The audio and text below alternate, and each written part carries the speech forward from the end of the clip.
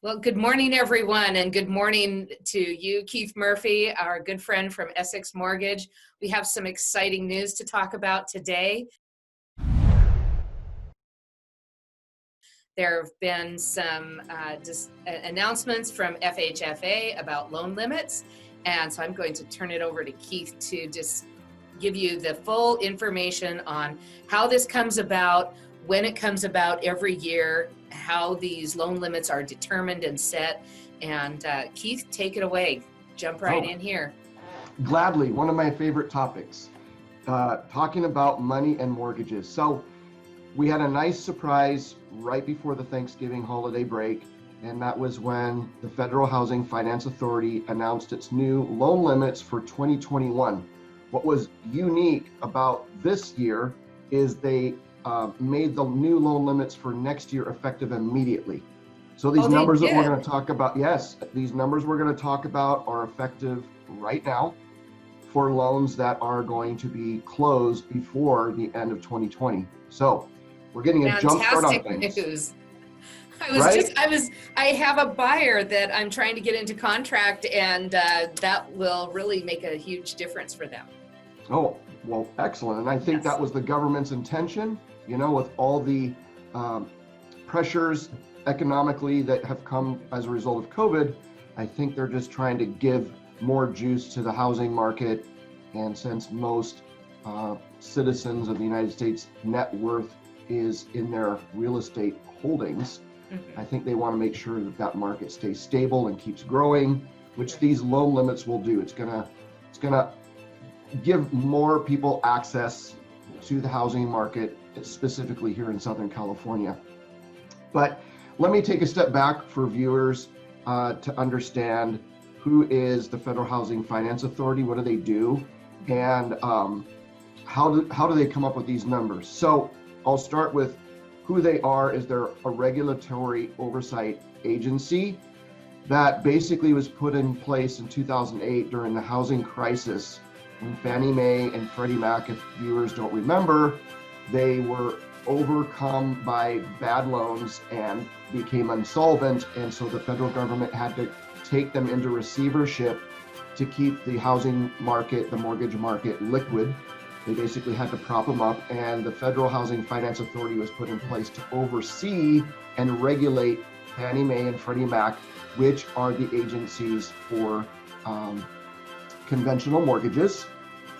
And I don't want to go too deep here in who is Fannie Mae and Freddie Mac, but for context, think of it like the New York Stock Exchange and NASDAQ. It's a place for banks to go and sell their mortgage loans. They may keep the servicing rights, but they need to recapitalize themselves so they can make new loans the next day.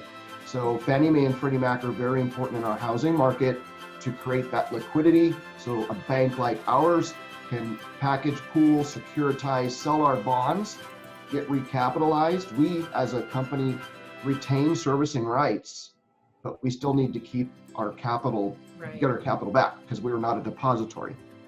In any case, the Federal Housing Finance Authority every year takes a look at, like on a broad scale across the United States, what has been the median house price appreciation. And they look at that appreciation rate and try to get a little bit ahead of it to make sure that the liquidity for the loan amount is sufficient for the market. So for instance, in 2020, up until this announcement, the conforming loan limit was $510,400. Right. So what that means is anything above that amount, Fannie Mae and Freddie Mac wouldn't securitize and insure. It would turn into basically a portfolio loan. So if a bank did that loan, sometimes called jumbo, they would have to basically securitize that loan themselves. They're not going to get recapitalized. They're going to have to put that loan on the shelf, and they're going to have to service it for the duration. So this year's new, and I'm going to share my screen real quick here, Kelly. Sure. At least I think I am. Here we go.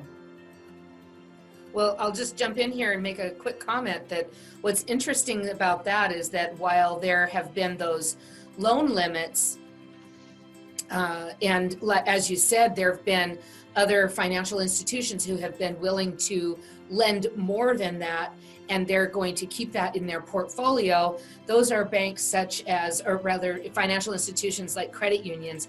We've seen both Westcom Credit Union here locally and Navy Federal Credit Union would loan up to $600,000, and they wouldn't have that, and they would just go ahead and keep those portfolioed. So I'm going to be contacting them. It just occurred to me they may have increased those loan limits on that portfolio product as well to be commensurate with this FHFA conforming loan limit increase. And credit unions do fit into that middle spot where basically the members of the credit union and their deposits are what make the bank liquid to make loans for auto credit, mortgage. So they can do things outside the box that somebody like Essex Mortgage can't, because we don't have depositors and whatnot. But here is the loan limits, and I don't know how well you can see this, Kelly. We can see it. Is this visual big enough to see? Oh yeah. Okay, good. The other one was fine as well, and then we didn't see all of your buttons, but that's okay. Either way is fine. Okay, so this number right here where my cursor is pointing to next to Riverside, 1 unit, 548,250. That is the baseline conforming loan limit for every county in the United States. Period. Okay. End of story. And to put this into context, I had to do a little research here. There are 3,007 counties in the United States of America. Okay? Okay. In every one of them, that number, 548,250, is the max conforming loan limit for a 1 unit property. If you bought a duplex, up to 702, triplex, this number, fourplex, this number. Okay. In 18 counties, only 18 counties, they have a higher median price point than the rest of the counties, and therefore they're open to temporary higher loan limits. So in Orange County, for example, in LA County, for that 1 unit property, it goes up to 822,375. You can see San Diego's at 753,250, Ventura 739,450. Okay. The disconnect between Riverside and San Bernardino, I believe, is that, as you mentioned, Kelly, on another call, the county is so big, geographically speaking, and so far reaching that the numbers get skewed, because when you get to the metro areas like Corona and Riverside, where the majority of the people live in Riverside County, the loan limits get skewed because of the outlying areas being at a lower price point. It's not really fair to the residents of Temescal Canyon and Corona and South Riverside County, etc., because these loan limits really don't match up to what's going on in that county. There's a disconnect there. Yes. But I'll just say, as a reminder, there are only 18 counties in the country that have loan limits that go above the 548,250 baseline. 4 of them happen to be San Diego, Ventura, Los Angeles, and Orange County. And the way they determine that number is based upon the median house price, and the rule set by the government is that higher loan limit for those 18 counties cannot be above 150% of the baseline county loan limit. If you multiply that number 548,250 by 1.5, it gets to exactly 822,375. So that is the maximum county loan limit for some of the 18 counties. As you can see, San Diego and Ventura are higher loan limit, but they're not up to the maximum. Right. So before I confuse everybody with a bunch of numbers, I will send this grid to you, Kelly, so that your clients who are watching this video, if they want a copy of this, they can contact you to get that. Great. Or I think you might put a link on the Yes, site. I think we can put a link down below in the comments on this video. So in any case, I think this is great news, because it's going to increase the buying power of the general public in Riverside, San Bernardino, and every county in America by raising these loan limits from the 510, 400 that they were to the 548, 250 that it is now. So how do you think that's going to affect your market in specifically Temescal Canyon and the inventory and whatnot? Well, so first, let me just correct you. We're Temescal Valley. So We'll that's edit that okay. out, No please. worries. I mean, people are just very Temescal Valley, pride. But so I think what we're seeing is we've just seen the land of incredibly shrinking inventory here. We have new building coming on. We have a couple of developments that have been approved by the county. Those are going, a little bit further south, which is where there's room to develop. So it's between Temescal Valley and just right on the border of Lake Elsinore. So those are going to be Lake Elsinore Unified School District. Incredibly, we've seen homes in the Horse Thief Canyon Ranch neighborhood, which have traditionally been toward the lower end of the price points in this area. They recently had their Melrose bond fall off. Everybody's paid off their Melrose bond in 2020. And this next tax year is going to take it off of the rest of that community. So that's been really big, and that's really helped drive prices. If you think about people no longer having about $120 a month in Melrose taxes that they can put onto a mortgage, that's pushed values down there. Plus, it's also just a very lovely community. So there are 3 new subdivisions going in down there. So that'll be interesting to see what happens with those price points when they come online. And then the only other inventory that's really, and it's getting snapped up like there's nobody's business, is the other new builds that we have. We've got a new construction community here in South Corona, and then another one across the freeway from us in Terramore, which is in Temescal Valley. That has a combination of 55 plus and non-age restricted, and those homes are they have waiting lists for those people, for those homes.